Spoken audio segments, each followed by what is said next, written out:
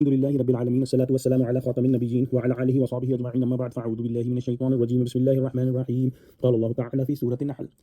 قل نزله روح القدس من ربك بالحق ليثبت الذين آمنوا وهدى وبشرى للمسلمين ترجمہ کہہ دو کہ اس کو روح القدس تمہارے پروردگار کی طرف سے سچائی کے ساتھ لے کر نازل ہوئے ہیں تاکہ یہ قرآن مومنوں کو ثابت قدم رکھے اور حکم ماننے والوں کے لیے تو یہ ہدایت اور بشارت ہے۔ یعنی جیسا کہ کفار حضور صلی اللہ علیہ وآلہ وسلم سے کہتے تھے کہ یہ کلام جو آپ سناتے ہیں یہ آپ کا بنایا ہوا ہے، اس کے جواب میں یہاں فرمایا کہ میرا یا کسی بشر کا بنایا ہوا یہ کلام نہیں، یہ تو وہ کلام ہے جو بلا شبہ میرے رب نے روح القدس یعنی کہ پاک فرشتہ جبرائیل علیہ السلام، جبرائیل امین، ان کے ذریعے سے عین حکمت اور مصلحت کے موافق مجھ پر نازل فرمایا۔ گو یہاں پر میرے ربی کا کہہ کر متنبع فرما دیا کہ اس کی نازل کرنے والی ہستی وہ ہے جس نے خود محمد صلی اللہ علیہ وآلہ وسلم کی اس قدر حیرت انگیز طریقے سے ایسے اعلیٰ اور اکمل اخلاق پر تربیت فرمائی جو تمہارے سامنے ہے۔ اور روح القدس کا ذکر کر کر یہ شاید اشارہ کرنا ہو کہ جس کلام کا حامل روح القدس بنایا گیا وہ روحانیت، پاکیزگی اور ملکوتی خصال کا پیکر ہونا چاہیے۔ چنانچہ دیکھ لو ان اوصاف میں اس شان کا کیا کوئی دوسرا کلام آسمان کے نیچے نظر آتا ہے؟